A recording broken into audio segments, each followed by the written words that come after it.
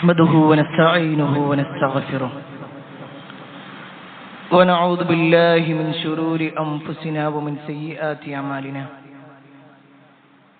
من يهده الله فلا مضل له ومن يضلل فلا هادي له وأشهد أن لا إله إلا الله وحده لا شريك له وأشهد أن محمدا عبده ورسوله أرسله بالهدى ودين الحق ليظهره على الدين كله ولو كره المشركون اللهم صل على محمد وعلى آل محمد كما صليت على إبراهيم وعلى آل إبراهيم إنك حميد مجيد اللهم بارك على محمد وعلى آل محمد كما باركت على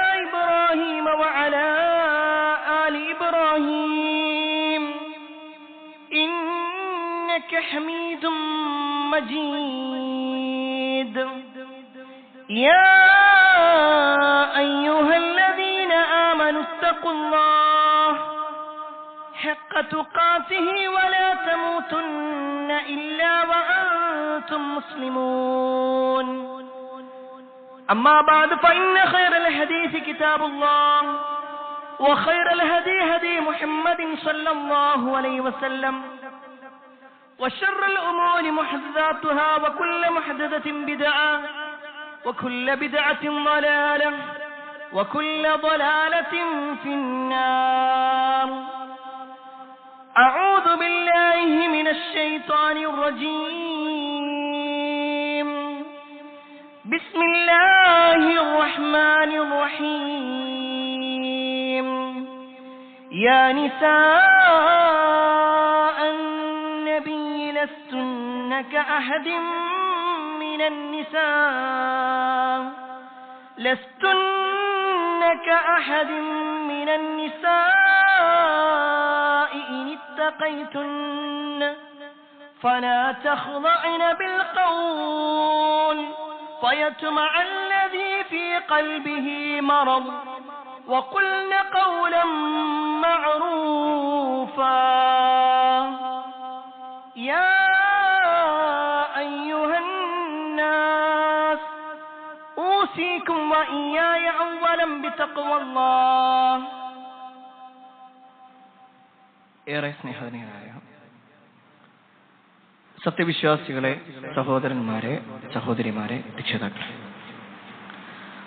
അള്ളാഹുവിന്റെ വിധിവിലക്കൽ അനുസരിച്ചുകൊണ്ടും പ്രവാചകൻ സല്ലല്ലാഹു അലൈഹി വസല്ലമയുടെ ജീവിതചര്യ പിൻപറ്റിക്കൊണ്ടും ജീവിക്കണമേ എന്ന് ആദ്യമായി എന്നോടും തുടർന്ന് നിങ്ങൾ ഓരോരുത്തരോടും ഉണർത്തുകയാണ്, വസിയ്യത്ത് ചെയ്യുക. മുസ്ലിം ഉമ്മത്തിന് ഏറെ സുപരിചിതമായ ഒരു പദമാണ് അഹ്ലു ബൈത്ത്. അഹ്ലു ബൈത്ത്, ആലു ബൈത്ത് എന്നൊക്കെ പറഞ്ഞാൽ പ്രവാചകൻ സല്ലല്ലാഹു അലൈഹി വസല്ലമയുടെ കുടുംബം, പ്രവാചകന്റെ വീട്ടുകാർ എന്നൊക്കെയാണ് ആ വാക്കിന്റെ അർത്ഥം.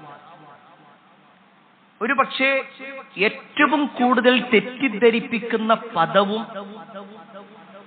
ഏറ്റവും കൂടുതൽ തെറ്റിദ്ധരിപ്പിക്കുന്ന ആളുകളും ഈ ഒരു പേരിലാണ് അറിയപ്പെടുന്നത് എന്നത് ഖേദകരമായ ഒരു അവസ്ഥയാണ്. അഹ്ലു ബൈത്ത് എന്ന് പറയുമ്പോൾ ഇന്ന് സമൂഹത്തിൽ അതിനെ ഒരു ചൂഷണത്തിന്റെ ഭാഗമായി കൊണ്ടാണ് പലരും കാണുന്നത്. വേറെ ചില ആളുകളെ മുഴുവനായിക്കൊണ്ട് അതിനെ എതിർക്കുന്ന അവസ്ഥയും നമുക്ക് കാണാൻ കഴിയും. എന്നാൽ പ്രിയപ്പെട്ടവരെ, ഇസ്ലാമില് അഹ്ലു ബൈത്തിന് സ്ഥാനമുണ്ട്. എത്രത്തോളം എന്നാൽ അവർക്ക് വേണ്ടിയും അവരുടെ പേരുച്ചരിച്ചുകൊണ്ടും നടത്താത്ത ഒരു നമസ്കാരം പോലും. നമ്മൾ ഏത് നമസ്കാരം നിർവഹിക്കുകയാണെങ്കിലും അവിടെ നബി സല്ലല്ലാഹു അലൈഹി വസല്ലമയുടെ മേലുള്ള സ്വലാത്ത് നമ്മൾ നിർവഹിക്കുന്നു. അല്ലാഹുമ്മ സ്വല്ലി അലാ മുഹമ്മദിൻ വഅലാ ആലി മുഹമ്മദ്. നബി സല്ലല്ലാഹു അലൈഹി വസല്ലമയുടെ പേര് മാത്രമല്ല അവിടെ പറയുന്നത്, പ്രവാചകൻ സല്ലല്ലാഹു അലൈഹി വസല്ലമയുടെ കുടുംബത്തിനും നമ്മളെപ്പോഴും നടത്തുന്ന സ്വലാത്തിൽ ആ ഒരു കുടുംബത്തിന്റെ പേരുണ്ടെങ്കിൽ, നമ്മൾ രാവിലെയും വൈകുന്നേരവും ഒക്കെ നിർവഹിക്കുന്ന സ്വലാത്തിൽ ആ പേരുണ്ടെങ്കിൽ, മയ്യത്ത് നമസ്കാരത്തിലും ആ പേരുച്ചരിക്കുന്നുണ്ടെങ്കിൽ, ആരാണ് അഹ്ലു ബൈത്ത്, എന്താണ് അവരുടെ സ്ഥാനം, ഇതൊക്കെ ഒരു വിശ്വാസി എന്ന നിലക്ക് നമ്മൾ മനസ്സിലാക്കണം. പ്രത്യേകിച്ച് റസൂലുള്ളാഹി സ്വല്ലല്ലാഹു അലൈഹി വസല്ലമയുടെ ഹദീസുകളിൽ തന്നെ അഹ്ലു ബൈത്തിന്റെ സ്ഥാനം എത്രത്തോളം ഉണ്ട് എന്ന് നമുക്ക് മനസ്സിലാക്കാൻ കഴിയും. ഒരിക്കൽ പ്രവാചകൻ സല്ലല്ലാഹു അലൈഹി വസല്ലമയുടെ സ്വഹാബിയായിട്ടുള്ള സെയ്ദ് ഇബ്നു അർഖം റളിയല്ലാഹു അൻഹുവിന്റെ അടുക്കലേക്ക് ചില താബിഈങ്ങൾ കടന്നു വരികയാണ്. റസൂലുള്ളാഹി സ്വല്ലല്ലാഹു അലൈഹി വസല്ലമയ്ക്ക് വഫാത്തായിട്ട് കുറേ വർഷങ്ങൾക്ക്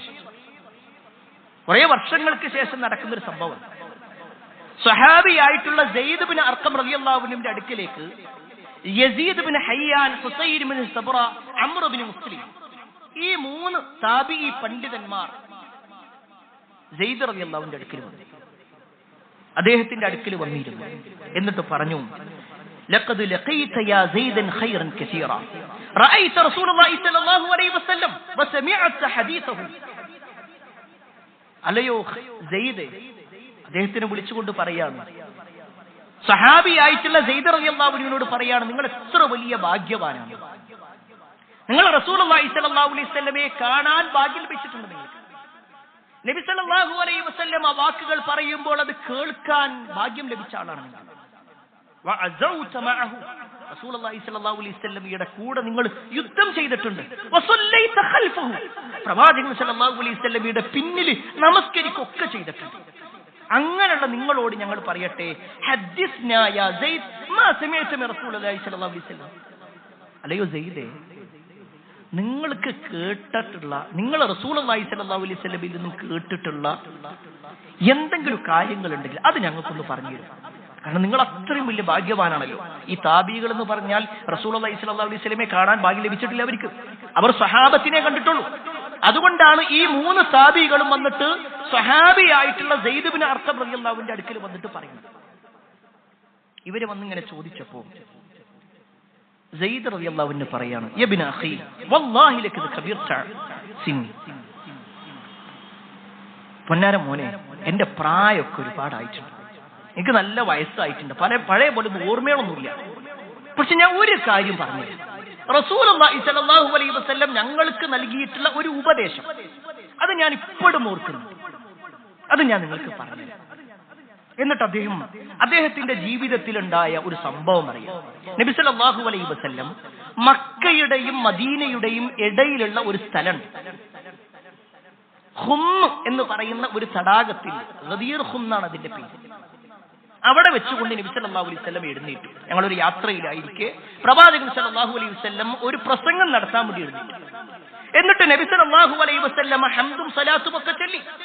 എന്നിട്ട് റസൂലുള്ളാഹി സ്വല്ലല്ലാഹു അലൈഹി വസല്ലം പറഞ്ഞു, അമ്മാ ബഅദ് അലാ അയ്യുഹന്നാസ് ഫഇന്നമാ അന ബശറുൻ യൂശികു അൻ യഅതി റസൂലു റബ്ബി ഫഉജീബ്.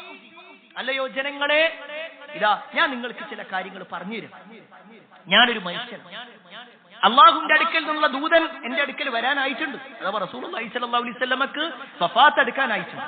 ഈ സമയത്ത് ഞാൻ നിങ്ങൾക്ക് ചില കാര്യങ്ങൾ അറിയിച്ചു തരാം. വഅന താരിക്കും ഫീകും സഖലൈൻ, ഭാരമുള്ള 2 കാര്യങ്ങൾ ഞാൻ നിങ്ങൾക്ക് വിട്ടേച്ചു പോകുകയാണ്. അത് നിങ്ങൾ മുറുകെ പിടിക്കണം. അവ്വലുഹുമാ കിതാബുല്ലാഹ്, അതിൽ ഒന്നാമത്തെ കാര്യം എന്ന് പറഞ്ഞാൽ അള്ളാഹുവിന്റെ ഗ്രന്ഥമാണ്. അതാണ് നിങ്ങൾക്കുള്ള വെളിച്ചവും തെളിച്ചവും ഒക്കെ അതാണ്. അത് നിങ്ങൾ മുറുകെ പിടിക്കണം, അത് നിങ്ങൾ ഒരിക്കലും ഒഴിവാക്കരുത്. എന്നിട്ട് റസൂലുള്ളാഹി സ്വല്ലല്ലാഹു അലൈഹി വസല്ലമ രണ്ടാമതായി കൊണ്ട് പറഞ്ഞാൽ എന്താണെന്നറിയോ, വ അഹ്ലു ബൈതി, എന്റെ കുടുംബം, അതും ഞാൻ നിങ്ങളെ ഏൽപ്പിക്കുകയാണ്. എന്നിട്ട് റസൂലുള്ളാഹി സ്വല്ലല്ലാഹു അലൈഹി വസല്ലമ വീണ്ടും പറഞ്ഞു, ഉദക്കിറുകുമുല്ലാഹു ഫീ അഹ്ലി ബൈതി, ഉദക്കിറുകുമുല്ലാഹു ഫീ അഹ്ലി ബൈതി, ഉദക്കിറുകുമുല്ലാഹു ഫീ അഹ്ലി ബൈതി. എന്റെ കുടുംബത്തിന്റെ കാര്യം ഇതാ ഞാൻ അള്ളാന്റെ കാര്യത്തിൽ നിങ്ങളെ ഏൽപ്പിക്കുന്നു. അള്ളാനെ നിങ്ങൾ നോക്കണം, എന്റെ കുടുംബത്തിന്റെ കാര്യം നിങ്ങൾ ശ്രദ്ധിക്കണം. റസൂലുള്ളാഹി സ്വല്ലല്ലാഹു അലൈഹി വസല്ലം നടത്തിയിട്ടുള്ള ഉപദേശങ്ങളിൽ വളരെ സുപ്രധാനമായ ഒരു ഉപദേശമായിക്കൊണ്ട് സെയ്ദ് ഇബ്നു അർഖം റളിയല്ലാഹു അൻഹു തന്റെ അടുക്കൽ ദീന് പഠിക്കാനായിട്ട് വന്ന 3 സഹാബികൾക്ക് പറഞ്ഞു കൊടുത്തിട്ടുണ്ടെങ്കിൽ ഈ ഒറ്റ വാചകം മതി അഹ്ലു ബൈത്തിന്റെ സ്ഥാനം എത്രയാണെന്ന് മനസ്സിലാക്കാൻ. അഹ്ലു ബൈത്തിന് ഇസ്ലാമിൽ സ്ഥാനമുണ്ട്. എന്നാൽ ആരാണ് അഹ്ലു ബൈത്ത്? ഈ വിഷയത്തിൽ 2 തരത്തിൽ നമ്മുടെ സമൂഹത്തിൽ ആളുകളെ കാണാൻ പറ്റും. അതിൽ ഒന്നാമത്തെ വിഭാഗം എന്ന് പറഞ്ഞു കഴിഞ്ഞാൽ അവർ പറയും അഹ്ലു ബൈത്തൊക്കെ ഉണ്ടായിരുന്നു, പക്ഷേ റസൂലുള്ളാഹി സ്വല്ലല്ലാഹു അലൈഹി വസല്ലമയുടെ ആൺമക്കളൊക്കെ ചെറിയ പ്രായത്തിൽ തന്നെ മരണപ്പെട്ടിട്ടുണ്ട്. അതുകൊണ്ട് ആൺമക്കളിലാണല്ലോ പാരമ്പര്യം പറയാ. അതുകൊണ്ട് നബി സല്ലല്ലാഹു അലൈഹി വസല്ലമയുടെ ആൺമക്കൾ ആരും വിവാഹം കഴിച്ചിട്ടില്ല. അതുകൊണ്ട് നബി സല്ലല്ലാഹു അലൈഹി വസല്ലമക്ക് അങ്ങനെ ഒരു കുടുംബം തന്നെ. ബാക്കിയൊക്കെ അലി റളിയല്ലാഹു അൻഹുവിന്റെ തലമുറയിൽ വന്നതാണ്. അതുകൊണ്ട് അഹ്ലു ബൈത്ത് എന്ന് പറയുന്ന ഒരു വിഭാഗമില്ല. ഇങ്ങനെ വാദിക്കുന്ന ആളുകളുണ്ട്. അത് ശരിയല്ല. അഹ്ലു ബൈത്ത് ഉണ്ട്. രണ്ടാമത്തെ ഒരു വിഭാഗം എന്ന് പറഞ്ഞാൽ എന്താണ് അഹ്ലു ബൈത്ത്? അത് ഖുർആനിന്റെയും ഹദീസിന്റെയും അടിസ്ഥാനത്തിൽ നമ്മൾ മനസ്സിലാക്കണേ വേണം. മഹാനായ ശൈഖുൽ ഇസ്ലാം ഇബ്നു തൈമിയ്യ റഹ്മത്തുള്ളാഹി അലൈഹി അദ്ദേഹം ഈ വിഷയത്തിൽ മാത്രം ഒരു ഗ്രന്ഥം രചിച്ചു. അതിൽ അദ്ദേഹം എണ്ണി പറയുന്നുണ്ട് ഓരോരുത്തരുടെയും ഭാഗം. ഈ വിഷയത്തിൽ മുസ്ലിങ്ങൾ പലതരക്കാരാണ്. ചില ആളുകൾ പറഞ്ഞു റസൂലുള്ളാഹി സ്വല്ലല്ലാഹു അലൈഹി വസല്ലമയും പ്രവാചകന്റെ മക്കളും മാത്രമാണ് അഹ്ലു ബൈത്ത്. നബി സല്ലല്ലാഹു അലൈഹി വസല്ലമയുടെ ഭാര്യമാരൊന്നും അഹ്ലു ബൈത്തല്ല. പ്രത്യേകിച്ച് ഷിയാക്കളെ പോലുള്ള ആളുകൾ, മഹദിയായ ആയിഷ റളിയല്ലാഹു അൻഹയൊക്കെ നരകത്തിലാണെന്ന് പറയുന്ന ആളുകൾ. അതുകൊണ്ട് തന്നെ പ്രവാചകൻ സല്ലല്ലാഹു അലൈഹി വസല്ലമയുടെ ഭാര്യമാർ അഹ്ലു ബൈത്തിൽപ്പെട്ടവരല്ല എന്ന് വാദിക്കുന്നവർ മുസ്ലിം പേരുള്ളവരുണ്ട്. അത് ശരിയല്ല. വേറെ ചില ആളുകൾ പറയുന്നു നബി സല്ലല്ലാഹു അലൈഹി വസല്ലമയുടെ ഭാര്യമാരുണ്ട്. വേറെ ചില ആളുകൾ പറയുന്നു നബി സല്ലല്ലാഹു അലൈഹി വസല്ലമയുടെ ഉമ്മത്തിൽപ്പെട്ടവരൊക്കെ, അതിൽ സാലിഹായിട്ടുള്ള മുഴുവൻ ആളുകൾക്കും അഹ്ലു ബൈത്ത് എന്ന് പറയും. വേറെ ചില ആളുകൾ പറഞ്ഞു അത് ഖുറൈശികളിൽ മാത്രമുള്ള ആളുകൾക്ക് വേണ്ടിയിട്ടുള്ളതാണ്, ബനു ഹാഷിമിൽപ്പെട്ട ആളുകൾക്ക് മാത്രമുള്ളതാണ്. ഇങ്ങനെയൊക്കെ വിശദീകരിച്ച ആളുകൾ. ഇതൊക്കെ കുറച്ച് ശരിയും കുറെ തെറ്റുമാണ്. ഇവിടെ റസൂലുള്ളാഹി സ്വല്ലല്ലാഹു അലൈഹി വസല്ലമയുടെ ഹദീസുകൾ നമ്മൾ പരിശോധിക്കുമ്പോൾ നേരത്തെ സെയ്ദ് ഇബ്നു അർഖം റളിയല്ലാഹു അൻഹു പറഞ്ഞ ആ ഹദീസിൽ തന്നെ കാണാൻ പറ്റും. സെയ്ദ് ഇബ്നു അർഖം റളിയല്ലാഹു അൻഹു പറയാണ് റസൂലുള്ളാഹി സ്വല്ലല്ലാഹു അലൈഹി വസല്ലം ഞങ്ങൾക്ക് വസിയ്യത്ത് നൽകിയതിൽ 1 ഖുർആനിന്റെ കാര്യമാണെങ്കിൽ 2 അഹ്ലു ബൈത്ത്. ആ അഹ്ലു ബൈത്തിന്റെ കാര്യത്തിൽ ഉദക്കിറുക്കുമുല്ലാഹ്, അല്ലാഹുവിന്റെ കാര്യത്തിൽ അല്ലാഹുവോട് ഞങ്ങൾ ഇതാ ഉറപ്പ് തരുന്നു, അല്ലെങ്കിൽ അല്ലാഹുവിന്റെ കാര്യത്തിൽ നിങ്ങൾ ഓർമ്മിക്കണേ എന്ന് പറയും. ഈ ഒരു വാചകം പറഞ്ഞപ്പോൾ ഈ 3 താബികളിൽപ്പെട്ട ഹുസൈൻ റളിയല്ലാഹു അൻഹു പറഞ്ഞു, അദ്ദേഹം ചോദിക്കാണ് വമൻ അഹ്ലു ബൈത്ത്? റസൂലുള്ളാഹി സ്വല്ലല്ലാഹു അലൈഹി വസല്ലമയുടെ അഹ്ലു ബൈത്ത് എന്ന് പറഞ്ഞാൽ ആരാ? പ്രവാചകന്റെ കുടുംബം എന്ന് പറഞ്ഞാൽ ആരാ? യാ സെയ്ദ് അലൈസ നിസാഉഹു മിൻ അഹ്ലി ബൈത്തിഹി? അല്ല സെയ്ദ്, നബി സല്ലല്ലാഹു അലൈഹി വസല്ലമയുടെ ഭാര്യമാരൊക്കെ അഹ്ലു ബൈത്തിൽപ്പെട്ടവരാണോ? ഉടനെ സെയ്ദ് ഇബ്നു അർഖം റളിയല്ലാഹു അൻഹു പറയാണ് നിസാഉഹു മിൻ അഹ്ലി ബൈത്തിഹി. നബി സല്ലല്ലാഹു അലൈഹി വസല്ലമയുടെ ഭാര്യമാർ അഹ്ലു ബൈത്തിൽപ്പെട്ടവരാണ്. വലാകിൻ അഹ്ലു ബൈത്തിഹി, എന്നാൽ അഹ്ലു ബൈത്ത് എന്ന് പറഞ്ഞാൽ മൻ ഹുരിമ സ്വദഖത ബഅദഹു. നബി സല്ലല്ലാഹു അലൈഹി വസല്ലമയുടെ കുടുംബത്തിൽ സക്കാത്തും സ്വദഖയും ഒക്കെ നിഷിദ്ധമായ ആളുകളാണ്. സക്കാത്തും അവർക്ക് വാങ്ങാൻ പാടില്ല, സ്വദഖയും അവർ വാങ്ങാൻ പാടില്ല. സ്വദഖ വാങ്ങാൻ പാടില്ല. റസൂലുള്ളാഹി സ്വല്ലല്ലാഹു അലൈഹി വസല്ലമ സ്വദഖ വാങ്ങാറില്ല. നബി സല്ലല്ലാഹു അലൈഹി വസല്ലമയുടെ നബിയെ പരീക്ഷിക്കാൻ വേണ്ടി വന്നിട്ടുണ്ട്. സൽമാൻ ഫാരിസി റളിയല്ലാഹു അൻഹു വന്നിട്ട് നബി സല്ലല്ലാഹു അലൈഹി വസല്ലമയെ പരീക്ഷിക്കാൻ വേണ്ടി പ്രവാചകന്റെ അടുക്കൽ വന്നിട്ട് സ്വദഖ കൊടുക്കുമ്പോൾ നബി സല്ലല്ലാഹു അലൈഹി വസല്ലം അത് വാങ്ങി സ്വഹാബത്തിന് വീതിച്ചു കൊടുത്തു. നബി അതൊന്നും വാങ്ങിയില്ല. എന്നാൽ സമ്മാനമായിട്ട് കൊടുത്തപ്പോൾ റസൂലുള്ളാഹി സ്വല്ലല്ലാഹു അലൈഹി വസല്ലം അത് ചരിത്രത്തിൽ കാണാൻ പറ്റും. നബി സല്ലല്ലാഹു അലൈഹി വസല്ലമയുടെ കുടുംബത്തിൽപ്പെട്ട പേരമക്കളായ ഹസൻ ഹുസൈൻ റളിയല്ലാഹു അൻഹുമാ അവർ സക്കാത്തിന്റെ മുതൽ അവിടെ അങ്ങനെ കൊണ്ടുവന്നിട്ടുണ്ട്. നല്ല അവർക്ക് ശക്തമായ വിശപ്പുണ്ട്. അവര് ആ കാരക്കയിൽ നിന്ന് 1-2 വായിൽ വെച്ച റസൂലുള്ളാഹി സ്വല്ലല്ലാഹു അലൈഹി വസല്ലം വേഗത്തിൽ ചെന്ന് ആ ചെറിയ കുട്ടികളുടെ വായിൽ നിന്ന് വരെ ആ കാരക്ക അല്ലെങ്കിൽ ഈത്തപ്പഴം പുറത്തേക്ക് എടുത്തിട്ട് പറഞ്ഞു, ഇത് നമുക്ക് അനുവദനീയമല്ല, ഇത് നമുക്ക് അനുവദനീയമല്ല, നമ്മൾ കഴിക്കാൻ പാടില്ല. അഥവാ റസൂലുള്ളാഹി സ്വല്ലല്ലാഹു അലൈഹി വസല്ലമയുടെ കുടുംബത്തിന് സക്കാത്തോ സ്വദഖയോ ഹറാമാണ്. അത് രണ്ടും അവരെടുക്കാൻ പാടില്ല. അവരാണ് ഈ പറയപ്പെട്ട അഹ്ലു ബൈത്തിൽപ്പെട്ടവർ. ഇനി റസൂലുള്ളാഹി സ്വല്ലല്ലാഹു അലൈഹി വീണ്ടും സെയ്ദ് ഇബ്നു അർഖം റളിയല്ലാഹു അൻഹു പറയാണ് വമൻ ഹും? വീണ്ടും ചോദിച്ചു അദ്ദേഹത്തോട്, അതാരാണ് ആ ഒരു സക്കാത്തും സ്വദഖയും ഒക്കെ നിഷിദ്ധമാക്കപ്പെട്ട ആളുകൾ ആരാ? ആ സമയത്ത് അദ്ദേഹം പറഞ്ഞു ഹും ആലു അലി, അലി റളിയല്ലാഹു അൻഹുവിന്റെ കുടുംബമാണ്. വ ആലു അഖീൽ, അഖീൽ റളിയല്ലാഹു അൻഹുവിന്റെ കുടുംബമാണ്. വ ആലു ജഅഫർ, ജഅഫർ റളിയല്ലാഹു അൻഹുവിന്റെ കുടുംബമാണ്. വ ആലു അബ്ബാസ്, അബ്ബാസ് റളിയല്ലാഹു അൻഹുവിന്റെ കുടുംബമാണ്. കുല്ലു ഹൗലാഇ ഹുരിമ സദഖ. മുന്നും ചോദിക്കാണ്, ഇവർക്കാർക്കും സദഖ പറ്റൂല? അദ്ദേഹം പറഞ്ഞു ഇല്ല, ആർക്കും പറ്റും, ഇവർക്കാർക്കും സദഖ അനുവദിക്കില്ല. അപ്പൊ ഈ ഒരൊറ്റ ഹദീസിൽ തന്നെ ആരാണ് അഹ്ലു ബൈത്ത് എന്നും അവരുടെ സ്ഥാനം എത്രയാണ് എന്നും നബി സല്ലല്ലാഹു അലൈഹി വസല്ലം അവരെ കുറിച്ച് പറഞ്ഞ വസിയത്തുകളും ഒക്കെ വിശദീകരിച്ചു. അതോടൊപ്പം തന്നെ റസൂലുള്ളാഹി സ്വല്ലല്ലാഹു അലൈഹി വസല്ലമയുടെ ഭാര്യമാരും അഹ്ലു ബൈത്തിൽപ്പെട്ടവരാണ്. വിശുദ്ധ ഖുർആൻ 33-ാം അധ്യായം സൂറത്തു അഹ്സാബിലെ 33-ാമത്തെ ആയത്തിലൂടെ അല്ലാഹു പറയുന്നു, ഇന്നമാ യുരീദുല്ലാഹു ലിയുദ്ഹിബ അൻകുമുർ റിജ്സ് അഹ്ലൽ ബൈത്തി വയുതഹിറകും തത്ഹീറാ. കുറേ കാര്യങ്ങൾ ഇങ്ങനെ എണ്ണി പറഞ്ഞിട്ട് പറയാണ്, പ്രവാചകന്റെ വീട്ടുകാരെ അഹ്ലു ബൈത്തെ അല്ലാഹു വിളിക്കുക. എന്നിട്ട് പറയാണ്, നിങ്ങളിൽ നിന്ന് മാലിന്യം നീക്കിക്കളയുവാനും നിങ്ങളെ ശരിയായി ശുദ്ധീകരിക്കുവാനും മാത്രമാണ് അള്ളാഹു ഉദ്ദേശിക്കുന്നത്. ചില കാര്യങ്ങളൊക്കെ അള്ളാഹു ഇങ്ങനെ നിയമമാക്കി, അത് നിങ്ങൾ ചെയ്യണം, നിങ്ങൾ ഇങ്ങനെ സംസാരിക്കരുത് എന്നൊക്കെ പറഞ്ഞിട്ട് പറയാണ്, അല്ലയോ പ്രവാചക കുടുംബക്കാരെ, പ്രവാചകന്റെ വീട്ടുകാരെ. അവിടെ ഉദ്ദേശിക്കുന്നത് റസൂലുള്ളാഹി സ്വല്ലല്ലാഹു അലൈഹി വസല്ലമയുടെ ഭാര്യമാരാണ്. കാരണം അതിന് തൊട്ടു മുമ്പുള്ള ആയത്ത് യാ നിസാ അൻ-നബി, അല്ലയോ പ്രവാചകന്റെ ഭാര്യമാരെ എന്ന് തന്നെയാണ് വിളിക്കുന്നത്. അപ്പൊ നബി സല്ലല്ലാഹു അലൈഹി വസല്ലമയുടെ ഭാര്യമാർ ഈ ഒരു കുടുംബത്തിൽപ്പെട്ടവരാണ്. ഇനി വലിയ ഒരു ചർച്ച മുസ്ലിങ്ങൾക്കിടയിലുള്ളത് ബനു ഹാഷിമും ബനു മുത്തലിബും, അവർ ഈ കുടുംബത്തിൽപ്പെട്ടവരാണെന്ന് പറയാറുണ്ട്. ആ വിഷയത്തിൽ വന്ന ഒരു ചരിത്രം നമുക്ക് കാണാൻ പറ്റും. ഹിജറ 7-ാം വർഷം റസൂലുള്ളാഹി സ്വല്ലല്ലാഹു അലൈഹി വസല്ലമ ഖൈബർ യുദ്ധം കഴിഞ്ഞിട്ട് വലിയ ഒരു ഗനീമത്ത് സ്വത്തുക്കൾ, യുദ്ധാർജിത സ്വത്തുക്കൾ കിട്ടി.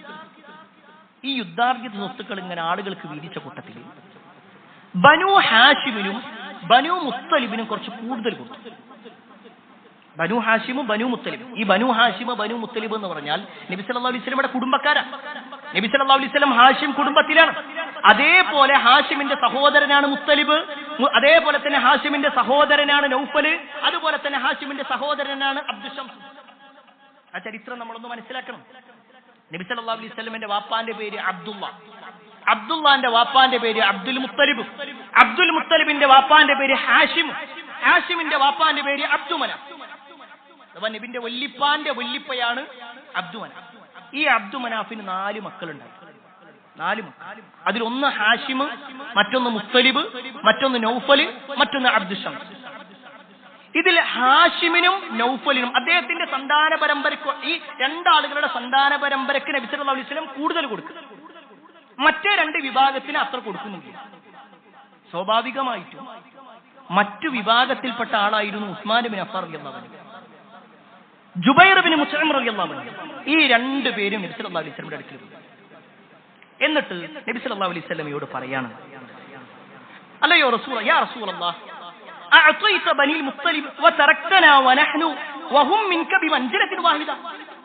പ്രവാചകരെ, നിങ്ങൾ ബനു ഹാഷിമിന് കൊടുക്കുന്നുണ്ട്, ഞങ്ങളും അവരൊക്കെ ഒരേ സ്ഥാനം തന്നെയല്ലേ, പിന്നെന്താ നിങ്ങൾ അവർക്ക് പ്രത്യേകിച്ച് കൊടുക്കുന്നത്? റസൂലുള്ളാഹി സ്വല്ലല്ലാഹു അലൈഹി വസല്ലം അനീതി കാണിച്ചു എന്നുള്ളതല്ല അവർ പറഞ്ഞത്. എന്തുകൊണ്ടാണ് നബി സല്ലല്ലാഹു അലൈഹി വസല്ലം ഇനി മറന്നുപോയതാണ്, എന്താണെന്ന് അറിയില്ലല്ലോ, അതറിയാൻ വേണ്ടിയിട്ടാണ് വരുന്നത്. അപ്പോൾ റസൂലുള്ളാഹി സ്വല്ലല്ലാഹു അലൈഹി വസല്ലം പറയാണ്, ഇന്നമാ ബനുൽ മുത്തലിബ് വബനു ഹാഷിം ശൈഉൻ വാഹിദ്. ബനു മുത്തലിബും ബനു ഹാഷിമും ഒരേപോലെയാണ്, നിങ്ങൾ അങ്ങനെയല്ല. അതിന്റെ കാരണം റസൂലുള്ളാഹി സ്വല്ലല്ലാഹു അലൈഹി വസല്ലം പിന്നീട് വിശദീകരിക്കുന്നുണ്ട്. ഇതിന്റെ കാരണം ചരിത്രത്തിൽ കാണാൻ പറ്റും.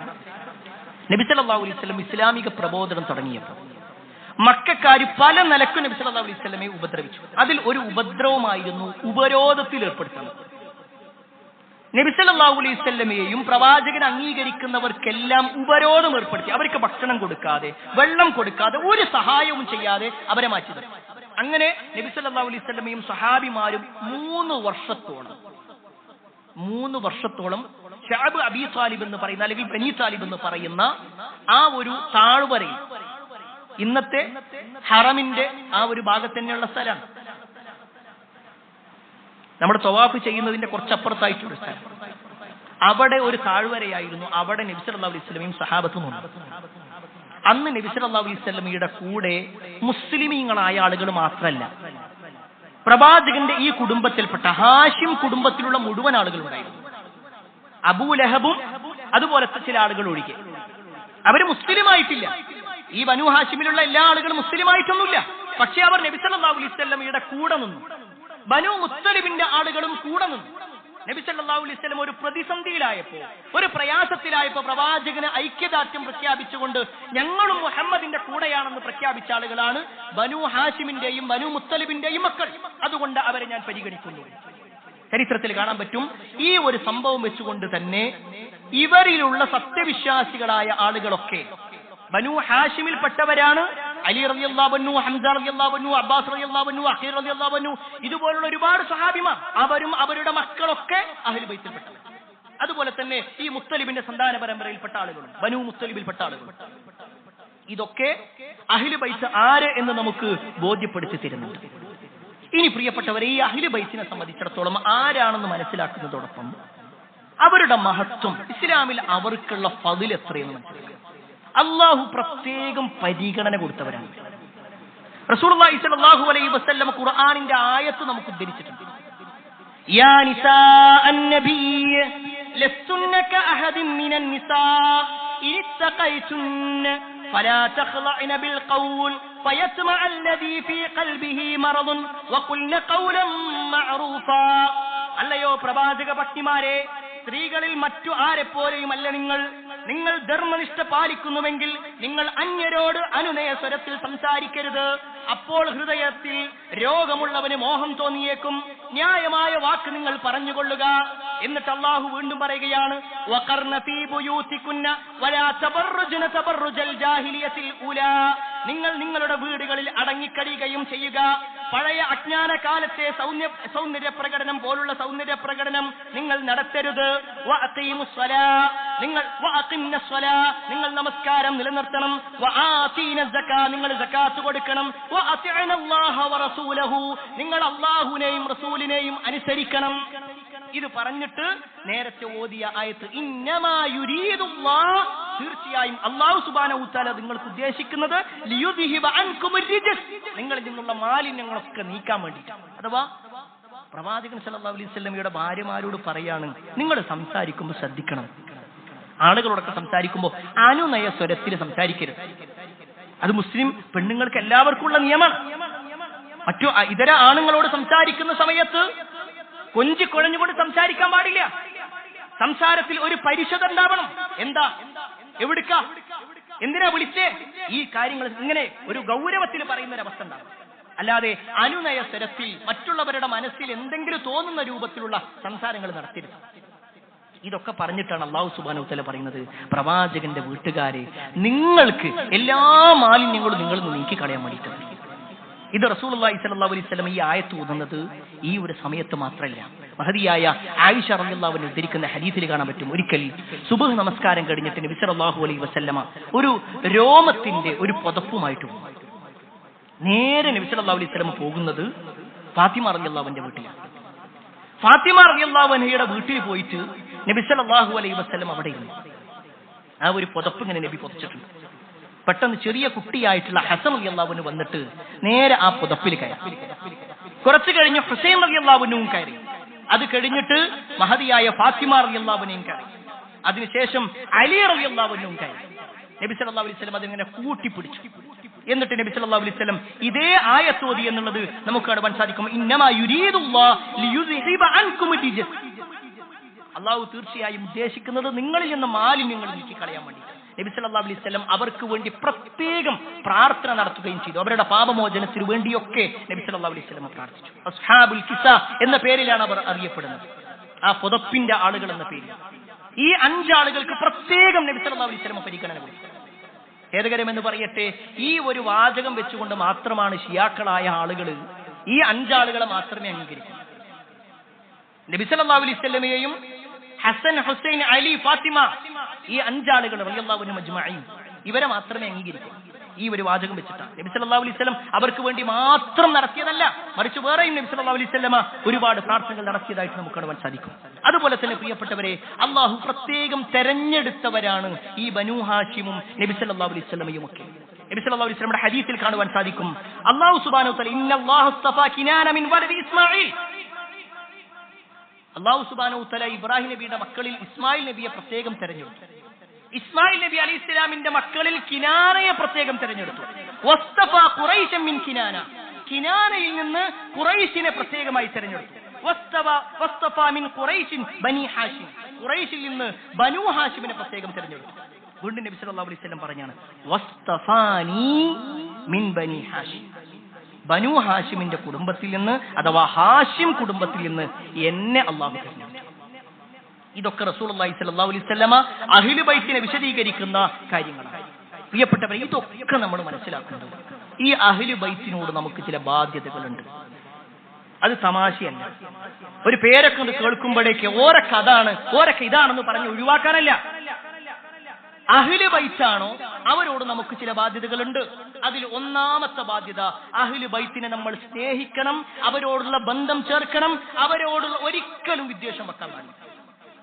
മഹാനായ അബൂബക്കർ സിദ്ദീഖ് റളിയല്ലാഹു അൻഹുവിന്റെ വാചകം കാണുവാൻ സാധിക്കും, വല്ലദീ നഫ്സി ബിയദി, എന്റെ ആത്മാവ് ആരുടെ കയ്യിലാണോ അവൻ തന്നെയാണ് സത്യം. ലഖറാബതു റസൂലില്ലാഹി സ്വല്ലല്ലാഹു അലൈഹി വസല്ലമ അഹബ്ബു ഇലയ്യ അൻ അസ്ല മിൻ ഖറാബതി, എന്റെ കുടുംബത്തിനോട് ഞാൻ ഒരു ബന്ധം ചേർക്കുന്നതിനേക്കാൾ നബി സല്ലല്ലാഹു അലൈഹി വസല്ലമയുടെ കുടുംബത്തിന് ബന്ധം ചേർക്കുന്നതിനെയാണ് ഞാൻ ഇഷ്ടപ്പെടുന്നത്. സ്വന്തം കുടുംബത്തിനേക്കാൾ പ്രവാചകൻ സല്ലല്ലാഹു അലൈഹി വസല്ലമയുടെ കുടുംബത്തിനെ സ്നേഹിക്കണം എന്നാണ് പറഞ്ഞതിന്റെ അർത്ഥം. എന്നാൽ ഖേദകരമെന്ന് പറയട്ടെ, റസൂലുള്ളാഹി സ്വല്ലല്ലാഹു അലൈഹി വസല്ലമയുടെ ഭാര്യമാരെ കാഫിറായി ചിത്രീകരിക്കുന്ന ആളുകൾ, നബി സല്ലല്ലാഹു അലൈഹി വസല്ലമയുടെ ഈ കുടുംബത്തിൽ തന്നെ പല ആളുകളെയും കാഫിറായി ചിത്രീകരിക്കുന്ന ആളുകൾ ഒരുപാട് നമുക്ക് സമൂഹത്തിൽ കാണാൻ പറ്റും. ഒരിക്കലും ഒരു വിശ്വാസി അങ്ങനെയാകാൻ പാടില്ല.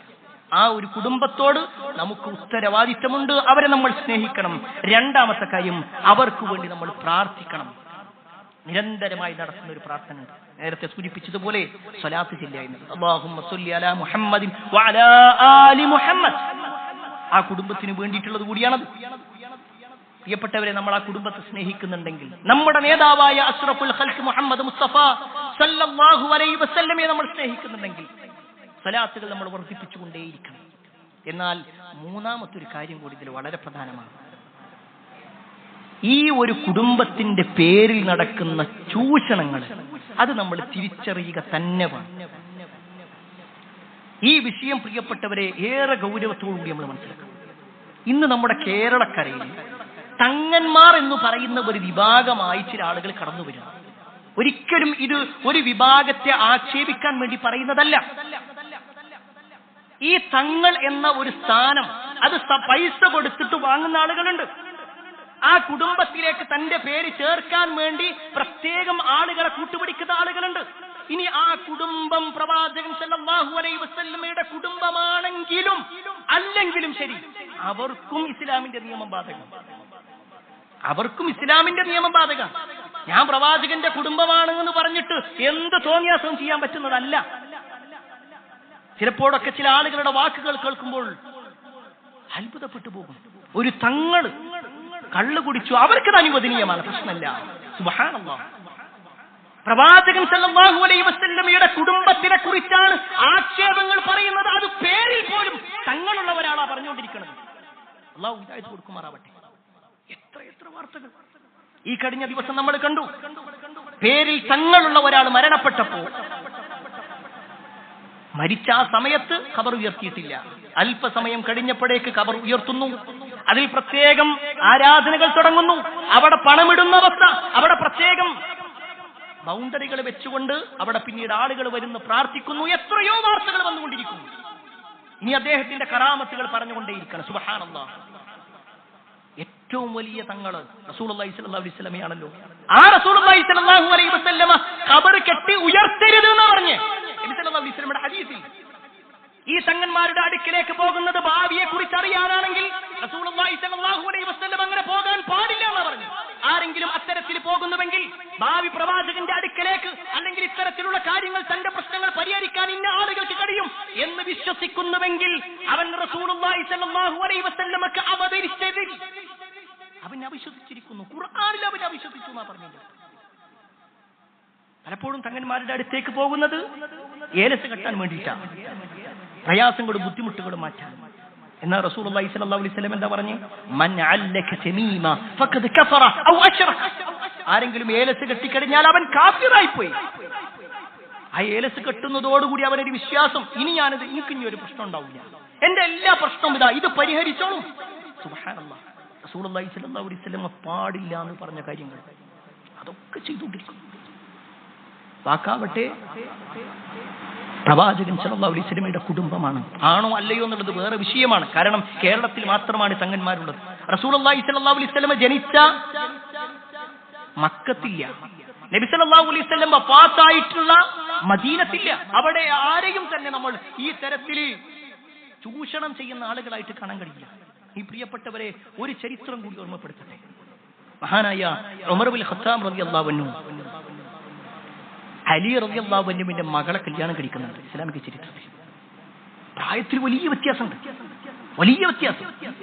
പക്ഷെ ഉമർ റളിയല്ലാഹു അൻഹു ഒറ്റ കാര്യം ആഗ്രഹിച്ചുള്ളൂ. റസൂലുള്ളാഹി സ്വല്ലല്ലാഹു അലൈഹി വസല്ലമയുടെ വാചകമുണ്ട്, എല്ലാവരോടുള്ള ബന്ധം ഒഴിവാക്കും, എന്നോടുള്ള ബന്ധം മാത്രം ബാക്കിയാകും.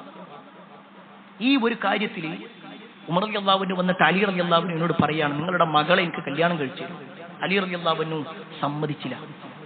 അലി റളിയല്ലാഹു അൻഹു പറഞ്ഞു, അദ്ദേഹത്തിന്റെ സഹോദരനായ ജാഫർ റളിയല്ലാഹു അൻഹുവിന്റെ മകന് വേണ്ടിയിട്ട് ഞാൻ എന്റെ മകളെ മാറ്റി വെച്ചിരിക്കാം, അവർക്ക് കല്യാണം കഴിച്ചു, അതാണ് ഞാൻ തീരുമാനിച്ചിട്ടുള്ളത്. വീണ്ടും ഉമർ റളിയല്ലാഹു അൻഹു വന്നു ആവർത്തിച്ച് ചോദിച്ചു. അവസാനം അലി റളിയല്ലാഹു അൻഹു ചോദിച്ചു, നിങ്ങൾ എന്റെ മകളെ കണ്ടിട്ടുണ്ടോ എന്ന് ചോദിച്ചു. കണ്ടിട്ടൊന്നുമില്ല. വലിയൊരു ചരിത്രമാണ്. ഏതായിരുന്നാലും പിന്നീട് ഉമർ റളിയല്ലാഹു അൻഹു ഒരു പെണ്ണ് കാണുക എന്നുള്ള നിലക്ക് കാണുകയും പിന്നീട് അവരെ വിവാഹം കഴിക്കുകയൊക്കെ ചെയ്തു. നല്ല സുന്ദരമായി കൊണ്ട് തന്നെ അവരുടെ ജീവിതം മുന്നോട്ട് പോയി. ചരിത്രത്തിൽ കാണാൻ പറ്റും, ഉമർ ഇബ്നുൽ ഖത്താബ് റളിയല്ലാഹു അൻഹു ഖലീഫയായപ്പോ ആമുർ റമാദ് ഉണ്ടാകുന്നുണ്ട്. അങ്ങേറ്റം വരൾച്ച ഉണ്ടായ ഒരു സമയം, വല്ലാതെ ബുദ്ധിമുട്ടിയ ഒരു സമയം.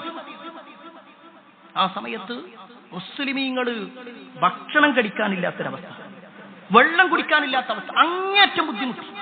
ഹദീസിൽ കാണാൻ പറ്റും, ഉമർ റളിയല്ലാഹു അൻഹു ഒക്കെ ആളുകൾ എന്തെങ്കിലും കഴിച്ചോ നോക്കി അദ്ദേഹത്തിന്റെ കളർ വരെ മാറിയിട്ടുണ്ടായിരുന്നു, പട്ടിണി കടന്നിട്ട്.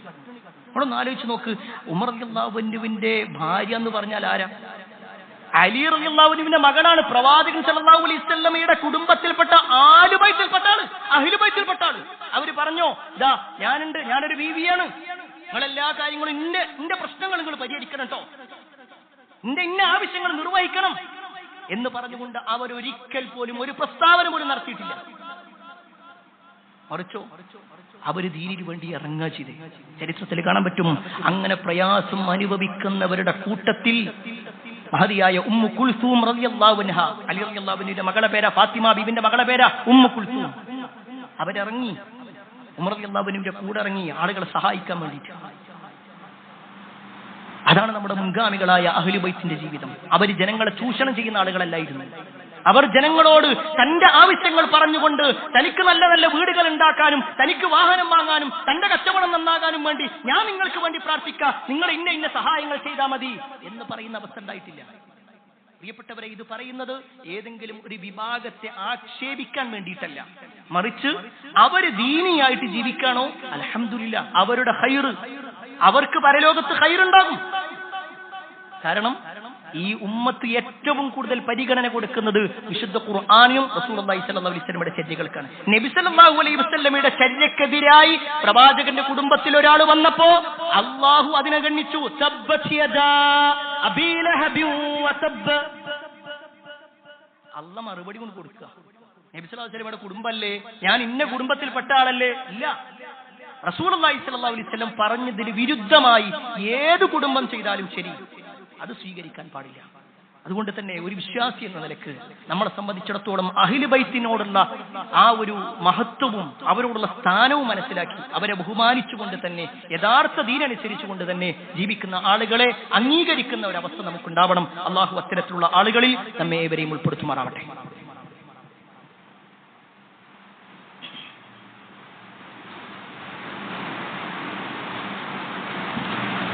ഒന്ന് കയറിയിരിക്കും, കുറെ ആളുകൾ പുറത്തു. അൽഹംദുലില്ലാഹി റബ്ബിൽ ആലമീൻ, അസ്സലാത്തു വസ്സലാമു അലാ റസൂലില്ലാഹി വഅലാ ആലിഹി വഅസ്ഹാബിഹി അജ്മഈൻ. അമ്മാ ബഅദ്. പ്രിയപ്പെട്ട സഹോദരങ്ങളെ,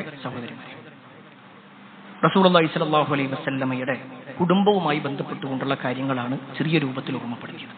ഇതോടൊപ്പം നമ്മൾ മനസ്സിലാക്കണം, നമ്മുടെ കുടുംബവുമായി ബന്ധപ്പെട്ടുകൊണ്ടും ചില കാര്യങ്ങളുണ്ട്. പ്രത്യേകിച്ച് ആധുനിക സമൂഹത്തിൽ മക്കളുമായി ബന്ധപ്പെട്ടുകൊണ്ട് ഏറെ പ്രതിസന്ധിയിലൂടെയാണ് നമ്മൾ നീങ്ങിക്കൊണ്ടിരിക്കുന്നത്. ഓരോ ദിവസവും നമ്മൾ കേട്ടുകൊണ്ടിരിക്കുന്ന വാർത്തകൾ, കണ്ടുകൊണ്ടിരിക്കുന്ന വാർത്തകളൊക്കെ നമ്മുടെ മനസ്സിനെ വല്ലാതെ പീഡിപ്പിക്കുന്നുണ്ട്. ആ സ്ഥലത്ത് പിടിക്കപ്പെട്ടു, ഈ സ്ഥലത്ത് പിടിക്കപ്പെട്ടു. പല കുട്ടികളും കഞ്ചാവിലാണ്, MDMA-യിലാണ്, മയക്കുമരുന്നിലാണ്, കച്ചവടം നടത്തുന്ന ഒരവസ്ഥയിലേക്ക് മറ്റു ഇതര സംസ്ഥാനങ്ങളിൽ നിന്ന് വരെ കച്ചവടം ചെയ്ത് ഇങ്ങോട്ട് കൊണ്ടുവരുന്നത്. ഇതൊക്കെ കേട്ടുകൊണ്ടിരിക്കുമ്പോൾ വലിയൊരു ബേജാറ് നമുക്ക്. എല്ലാവരും അങ്ങോട്ടും ഇങ്ങോട്ടും ബേജാറാണ് പങ്കുവെക്കുന്നത്. പരിഹാരങ്ങളാ ശരിക്കും പങ്കുവെക്കേണ്ടത്. അവിടെ ഇസ്ലാം നൽകുന്ന ഒരു പരിഹാരമാണ്. മഹാനായ ഇബ്നു ഉമർ റളിയല്ലാഹു അൻഹു ഒരു മനുഷ്യനെ കണ്ടു. എന്നിട്ട് ഇബ്നു ഉമർ റളിയല്ലാഹു അൻഹു ആ മനുഷ്യനോട്, അയാളുടെ കൂടെ അയാളുടെ മകനുണ്ടായിരുന്നു, ആ വാപ്പാനോട് ഇബ്നു ഉമർ റളിയല്ലാഹു അൻഹു പറയുന്ന ഒരു മറുപടി ഉണ്ട്. ഈ ഇരിക്കുന്ന എല്ലാ രക്ഷിതാക്കൾക്കും അബ്ദുല്ലാഹി ഇബ്നു ഉമർ റളിയല്ലാഹു അൻഹു പറയാണ്, അദ്ദിബ് ഇബ്നക, നീ നിന്റെ മകന് അദബ് പഠിപ്പിച്ചു, മര്യാദകൾ എന്തൊക്കെയെന്ന് പറഞ്ഞു കൊടുക്കണം. ഫഇന്നക മസ്ഊലുൻ, തീർച്ചയായും നീ ചോദ്യം ചെയ്യപ്പെടുന്നവനാണ്. അൻ വലദിക്, നീ നിന്റെ കുഞ്ഞിന്റെ കാര്യത്തിൽ, മകന്റെ കാര്യത്തിൽ ചോദ്യം ചെയ്യപ്പെടും. മാദാ അദ്ദബ്തഹു വമാദാ അല്ലംതഹു, നീ അവൻ എന്താണ് പഠിപ്പിച്ചു കൊടുത്തത്, നീ എന്താണ് അദബ് പഠിപ്പിച്ചു കൊടുത്തത് എന്ന് നിന്നോട് ചോദിക്കുക തന്നെ ചെയ്യും. പ്രിയപ്പെട്ടവരെ, നമ്മൾ പൈസ കൊടുക്കുക. നമ്മുടെ മക്കളുടെ കാര്യത്തിൽ ഇങ്ങനെ ടെൻഷൻ അടിച്ച് നടക്കല്ല.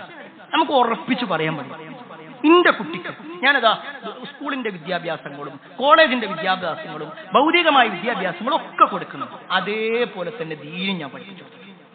എല്ലാം പഠിപ്പിച്ചു കൊടുത്താൽ നമുക്ക് പിന്നീട് ഒരു രക്ഷയാണ്. ഇനി അവൻ എന്ത് ചെയ്താലും അവനും പഠിച്ചോനായി. കാരണം എന്റെ ഉത്തരവാദിത്തം ഞാൻ ചെയ്തിട്ടുണ്ട്. അത് പറയാൻ പ്രിയപ്പെട്ടവരെ നമുക്ക് കഴിയാം. നമ്മുടെ ഉത്തരവാദിത്തങ്ങൾ നിർവഹിക്കുക എന്നുള്ളത് നമ്മുടെ ബാധ്യതയാണ്. മഹാനായ നുമൈർ ബിൻ ഔസ് റഹ്മത്തുള്ളാഹി അലൈഹി പറയുന്ന ഒരു വാചകം, അദ്ദേഹം പറയാണ്, കാനൂ യഖൂലൂൻ, ഞങ്ങൾ പറയാറുണ്ടായിരുന്നു, അസ്സലാഹു മിനല്ലാഹ് വൽ അദബു മിനൽ അബാ, നന്നാക്കുക എന്നുള്ളത് അള്ളാന്റെ ഉത്തരവാദിത്തം. ഒരാളെ നന്നാക്കലും കേടാക്കലും ഒക്കെ പടച്ചോന്റെ ഉത്തരവാദിത്തം. പക്ഷേ ആ മക്കൾക്ക് കാര്യങ്ങൾ അറിയിച്ചു കൊടുക്കുക, അവർക്ക് മര്യാദകൾ ബോധ്യപ്പെടുത്തുക എന്നുള്ളത് മിനൽ ആബാ, അത് മാതാപിതാക്കളുടെ ഉത്തരവാദിത്തം. നമ്മുടെ മക്കൾക്ക് ദീന് കിട്ടിയിട്ടുണ്ടോ ഇല്ലേ? ഒരു 4ാം ക്ലാസ് വരെ മദ്രസ പോയിട്ടുണ്ട്, അല്ലെങ്കിൽ 5ാം ക്ലാസ് വരെ മദ്രസ പോയിട്ടുണ്ട്. ഇതാണ് നമ്മുടെ മക്കളുടെ ആകെയുള്ള ദീന്. ആ 4ാം ക്ലാസ് വരെയുള്ള ഒരു അവസ്ഥ എന്താ? ഒരുപാട് കുട്ടികളിൽ ഒരു കുട്ടിയായിട്ട് നമ്മളെ കുട്ടി പോകുന്നു. പലപ്പോഴും നേരം വൈകിട്ടാ ചെല്ലുന്നത്, ചില ദിവസങ്ങളൊക്കെ ലീവാക്കുന്നുണ്ട്. ആകെ 1 മണിക്കൂർ ഉണ്ടാവുക. ആ 1 മണിക്കൂറിൽ എന്തൊക്കെയോ പഠിച്ചു. എന്നിട്ട് നമ്മൾ പറയും, എന്റെ കുട്ടിനെ ഞാൻ 5ാം ക്ലാസ് വരെ പഠിപ്പിച്ചിട്ടുണ്ട്, എന്റെ കുട്ടിനെ ഞാൻ 6ാം ക്ലാസ് വരെ പഠിപ്പിച്ചിട്ടുണ്ട്. അത് എപ്പോഴാ പഠിപ്പിച്ചേ? ആ കുട്ടിക്ക് ബുദ്ധിയുറക്കാത്തൊരു പ്രായം 5 വയസ്സിലോ 5 വയസ്സിന്റെ 10 വയസ്സിന്റെ ഒക്കെ ഇടയിൽ അധികം പഠിപ്പിക്കുക. 10 വയസ്സായി കഴിഞ്ഞാൽ പിന്നെ ഇനി മദ്രസൊന്നും വേണ്ട, ഇനി കുറെ സ്കൂളിൽ പഠിക്കാണ്ട് എന്ന് പറയും. സുബ്ഹാനല്ലാഹ്. പ്രിയപ്പെട്ട രക്ഷിതാക്കളെ, ആ മക്കൾക്ക് ബോധമുള്ള സമയത്ത് നമ്മൾ ദീന് പഠിപ്പിക്കില്ല. അതിനുള്ള സാഹചര്യം നമ്മൾ ഒരുക്കണില്ല. അവിടെ നമ്മൾ മനസ്സിലാക്കണം, നമ്മുടെ മക്കൾക്ക് ദീന് പഠിപ്പിച്ചു കൊടുക്കൽ നമ്മുടെ മേൽ നിർബന്ധമുള്ള കാര്യം. ഒരു സംശയത്തിലുമുണ്ട്. നമ്മുടെ കാര്യം ഉത്തരവാദിത്തം നമ്മൾ ഏൽപ്പിച്ചു കൊടുത്തിട്ടുണ്ടെങ്കിൽ നമുക്ക് സമാധാനിക്കാം. ഞാൻ സാന്ദർഭികമായി ഓർമ്മപ്പെടുത്തട്ടെ, നമ്മുടെ ഈ പള്ളി കേന്ദ്രീകരിച്ചുകൊണ്ട് എല്ലാ ഞായറാഴ്ചയും രാവിലെ 9 മണി മുതൽ 1 മണിക്കൂർ, മാക്സിമം 1 മണിക്കൂറാണ് നമ്മുടെ മക്കൾ ഇവിടെ വരുന്നത്. പ്രത്യേകിച്ച് ഒരു 6ാം ക്ലാസ് 7ാം ക്ലാസ് ഒക്കെ ഉള്ള കുട്ടികളെ തന്നെ നമ്മൾ കൊണ്ടുവരും. ആൺകുട്ടികൾക്കും പെൺകുട്ടികൾക്കും ഒക്കെ ഉള്ള സൗകര്യം. നമ്മുടെ മക്കൾ ദീന് പഠിക്കണം. വ്യക്തമായ സിലബസോട് കൂടിക്കണ്ട് ഓരോന്നും കൃത്യമായി പഠിപ്പിച്ചു കൊടുക്കുന്ന ഒരു ശൈലിയാണ്. അതുകൊണ്ട് നമ്മൾ ഓരോരുത്തരും ആ ഒരു കാര്യം പ്രത്യേകം ശ്രദ്ധിക്കണമെന്ന് ഓർമ്മപ്പെടുത്തുകയാണ്. അതോടൊപ്പം തന്നെ നമ്മുടെ ഈ പള്ളിയിൽ ഒരു സഹായം ചോദിച്ചിട്ട് 1-2 ആളുകൾ വന്നിട്ടുണ്ട്. നമ്മുടെ സമീപ പ്രദേശം അല്ലെങ്കിൽ നമുക്കൊക്കെ പരിചയമുള്ള തമിഴ്നാട്. ഒരു പക്ഷേ നമ്മുടെ കുടുംബത്തിൽ പല ആളുകളും അവിടെ ഉണ്ടാകും, നമ്മുടെ പരിചയത്തിൽ പല ആളുകളുണ്ടാകും. ഖേദകരമെന്ന് പറയട്ടെ, നമ്മുടെ മുസ്ലിം ഉമ്മത്ത് കുറച്ചൊക്കെ ഒരു ഖൈറിലാണ് നമ്മുടെ കേരളത്തിൽ നിന്നാണല്ലോ നമ്മൾ വിചാരിക്കുന്നത്. എന്നിട്ട് തന്നെ പല ആളുകളും വളരെ മോശമായ അവസ്ഥയിലേക്ക് പോയിക്കൊണ്ടിരിക്കും. എന്നാൽ അതിൻ്റെയൊക്കെ എത്രയോ മടങ്ങ് വളരെ ഇസ്ലാമിനെ കുറിച്ച് ഒന്നും അറിയാത്തൊരവസ്ഥയിലേക്കാണ് നമ്മുടെ തൊട്ടടുത്തുള്ള സംസ്ഥാനത്ത്, ഈ തമിഴ്നാട്ടിലാണ്. വളരെ ന്യൂനപക്ഷം മാത്രമാണ് യഥാർത്ഥ തൗഹീദ് അനുസരിച്ചുകൊണ്ട് ഖുർആനും സുന്നത്തും അനുസരിച്ച് ചെയ്യുന്നത്. അവിടെ എത്തിച്ചു കൊടുക്കേണ്ടത്, അവർക്ക് ദീൻ എത്തിച്ചു കൊടുക്കേണ്ടത് കൂടി നമ്മളൊരു കടമയാണ്. ആ സഹോദരങ്ങൾ വന്നിട്ടുള്ളത് അവരുടെ ആ നാട്ടിൽ ഒരു പള്ളി ഉണ്ടാക്കുന്നുണ്ട്. കുറെ കാലം അവിടെ ഉപയോഗിച്ചിരുന്നു, അവർ പള്ളി ഉപയോഗിച്ചിരുന്നതാണ്. പക്ഷെ ഒന്ന് പുതുക്കി പണിയുക എന്നുള്ള നിലയ്ക്ക് അവിടെ ഒരുപാട് സൗകര്യങ്ങൾ, സ്ട്രീറ്റ് ദഅവ എന്ന പേരിലും അതേപോലെ തന്നെ സ്ത്രീകൾക്ക് പ്രത്യേക ക്ലാസ്സും ഖുർആൻ ക്ലാസ്സുകളും കുട്ടികൾക്കുള്ള ക്ലാസ്സുകളും മദ്രസും അതേപോലെ തന്നെ ഹിഫ്ദും എല്ലാം അവിടെ. നമുക്കൊരു അവസരമാണ് അവരെ സഹായിക്കുക എന്നുള്ളത്. പ്രത്യേകിച്ച് നമ്മുടെ നാട്ടിലല്ല, നമ്മുടെ നാട്ടിലൊക്കെ പലരും ചിലപ്പോൾ സഹായിക്കാനുണ്ടാകും. അവിടെ നമ്മളെ പോലുള്ള ആളുകൾ മാത്രമേ അവരെ സഹായിക്കാനുള്ളൂ എന്നതുകൂടി മനസ്സിലാക്കി നമ്മളാൽ കഴിയുന്ന രൂപത്തിൽ അവരെ സഹായിക്കണം എന്നതുകൂടി ഓർമ്മപ്പെടുത്തുകയാണ്. പ്രത്യേകിച്ച് അള്ളാഹുവിന്റെ ദീന് അവിടെയുള്ള ആളുകളിൽ പല ആളുകൾക്കും അറിയില്ല. കഴിഞ്ഞ മുഹറം 9 2 ദിവസങ്ങൾക്ക് മുമ്പ് ഒരു പക്ഷേ നിങ്ങൾ വാർത്താ ചാനലുകൾ തുറന്നിട്ടുണ്ടെങ്കിൽ കണ്ടിട്ടുണ്ടാകും. നമ്മുടെ കേരളത്തിൽ ഒരു പക്ഷേ ഷിയാക്കളുടെ പ്രത്യേക ആഘോഷങ്ങളൊന്നും കണ്ടിട്ടുണ്ടാവില്ല. എന്നാൽ കേരളം വിട്ടാൽ ഈ തമിഴ്നാട്ടിലൊക്കെ ഇഷ്ടം പോലാണ് ശരീരത്തിൽ ഇങ്ങനെ അടിച്ചുകൊണ്ടും മറ്റൊക്കെയായിട്ട് കറുത്ത വസ്ത്രം ധരിച്ചുകൊണ്ടും ഇങ്ങനെ നടക്കണം കാണാൻ പറ്റും. ഷിയാക്കളായ ആളുകൾ, ഇസ്ലാമിനെ തെറ്റിദ്ധരിപ്പിക്കാൻ കച്ചകെട്ടി ഇറങ്ങിയിട്ടുള്ള ആളുകൾ. അള്ളാഹു അവരുടെ ഷർറിൽ നിന്നും ഈ ഉമ്മത്തിനെ കാത്തിരക്ഷിക്കുമാറാവട്ടെ.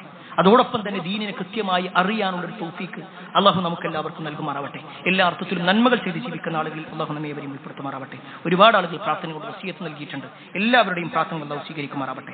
അല്ലാഹുമ്മ ഗ്ഫിർ മുഅ്മിനീന വൽ മുഅ്മിനാത്ത് വൽ മുസ്ലിമീന വൽ മുസ്ലിമാത്ത് അൽഅഹ്യാഇ മിൻഹും വൽ അംവാത്ത് ഇന്നക മുജീബുദ് ദഅവാതി യാ ഖാദിൽ ഹജാത്ത് اللهم اجرنا من النار اللهم اجرنا من النار اللهم اجرنا من النار ربنا آتنا في الدنيا حسنة وفي الآخرة حسنة وقنا عذاب النار آمين آمين برحمتك يا أرحم الراحمين والحمد لله رب العالمين.